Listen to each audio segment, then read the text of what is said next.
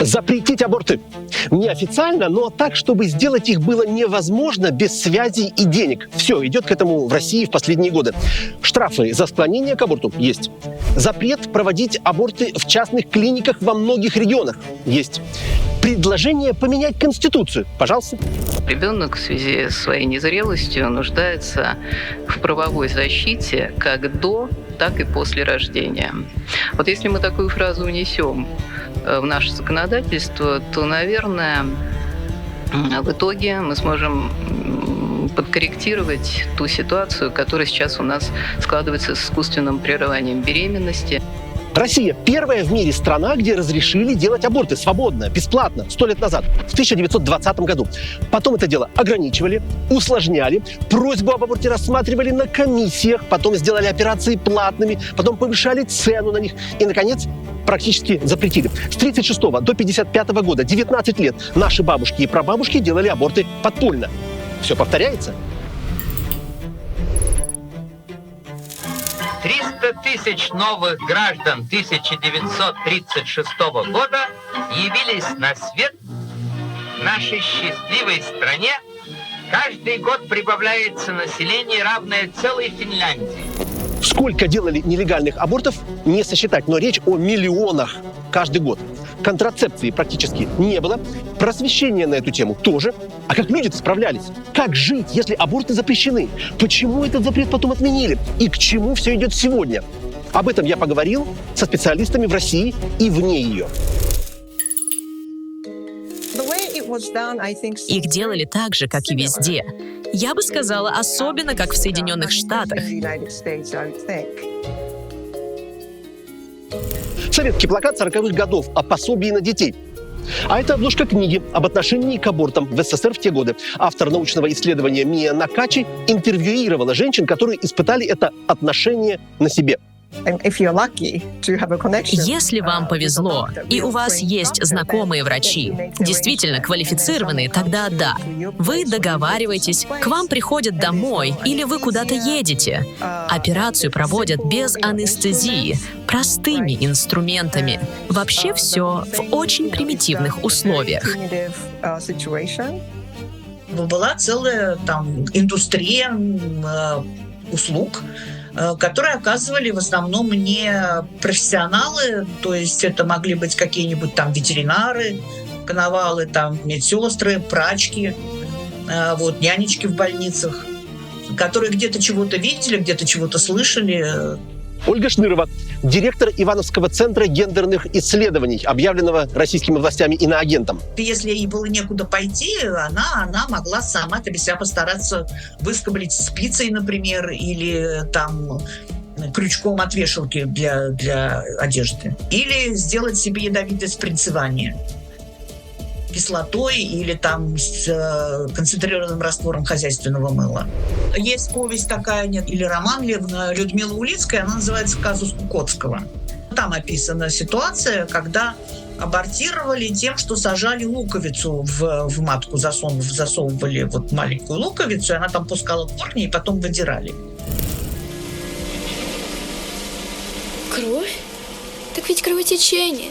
Со вчера еще. Ковырнулась она. Вот к себе кобелей. Да и ковыряется. Да ковырялась. За склонение к аборту и за проведение этой операции тюрьма до 2 лет. Самой женщине за первый аборт общественное порицание. Прокуратура пишет на место работы или учебы провинившиеся. А там, если начальство хочет выслужиться, на собрании обсуждают несознательную. Татьяна Самойлова, редкая советская селебрити, которая не побоялась позже рассказать о подпольном аборте. Она сделала его студенткой театрального училища. На собрании ее не песочили, но вызывали на разговор к ректору. Только представить, да? Ты прошла через такое, а потом тебе выговаривают за аморальное поведение. Знаешь, я зашью себе на свадьбу белое подвенечное платье. Как у бабушки. За второй аборт женщину штрафуют на 300 рублей. Это немало. Это тогдашняя зарплата за месяц, за 2 или даже за 3, у кого как. Мужчин, кстати, не штрафовали, даже если на запрещенном аборте поймали замужнюю. Но главная опасность подпольного аборта – это невозможность потом, когда захочешь забеременеть, и угроза здоровью, особенно если случилось осложнение. Женщина, поскольку она несла уголовную ответственность за аборт по законодательству, она, в общем-то, терпела до последнего. И очень часто просто она погибала, не обращаясь в больницу.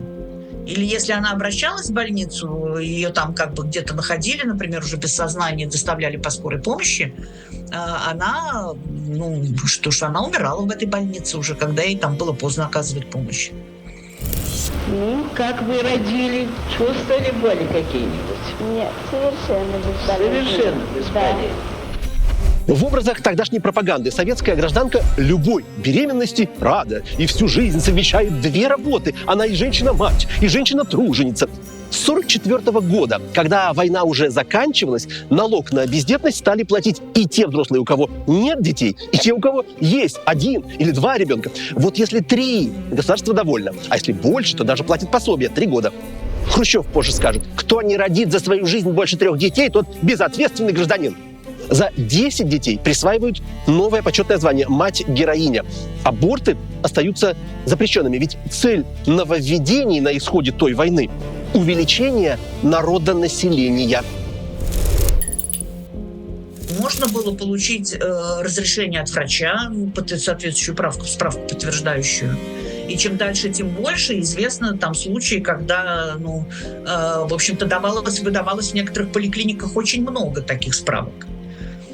Просто врачи, шли навстречу женщинам, и эти справки выдавали, даже если они были не всегда законные, по фальшивым диагнозам. После очередных публикаций и речей о том, какие женщины молодцы, что рожают все больше и больше, газеты и руководство страны заваливали письмами те, кому не разрешили аборт. Эти документы сохранились в архивах. Женщина из Свердловска, тогдашний Екатеринбург, рассказывает, что просит сделать аборт из-за побоев и оскорблений от мужа. Почему не спросить с отца за мораль семьи? Жительница Саратова с 4 детьми. Комиссия не разрешила ей аборт. На подпольный она не решается. Боюсь оставить детей сиротами. Из Баку пишут: у меня 2 детей, младшему 6 месяцев, сейчас снова беременна, в аборте отказали. Еще рожать хочу, но не сейчас бы. Мы, в общем-то, должны помнить, что ситуация поменялась. Умер Сталин, да? Наступила хрущевская оттепель. При Сталине, вероятно, скорее всего, такого быть не могло. Врачи постепенно стали выдавать все больше разрешений на аборт. Вообще, как правило, советские медики не считали аборт настоящим преступлением. Да, это нехорошо, но это жизнь. Наказание женщин они точно не поддерживали. В 1954-м штрафы за аборт отменили, число операций еще больше стало расти. Минздрав провел масштабное исследование, собрал совещание специалистов, и аборты полностью разрешили. Советские женщины вернули себе свободу. Контроль над собственным телом. 23 ноября 1955 года. Важнейшая дата в истории страны. Я считаю это победой женщин и врачей. Если называть одного человека, который действительно сыграл решающую роль в этом изменении закона, то это министр Мария Ковригина. Трудно представить, что без нее произошла бы эта повторная легализация абортов. Она действительно взялась за это дело, несмотря на определенные риски, в том числе политические. Но, вероятно, она бы не стала прилагать столько усилий, если бы не получала множество писем от женщин с просьбами о разрешении сделать аборт и вообще о легализации абортов. «Мое тело, мое дело» говорить еще не принято, но в мировом контексте это огромный прогресс. В большинстве стран аборты по-прежнему запрещены.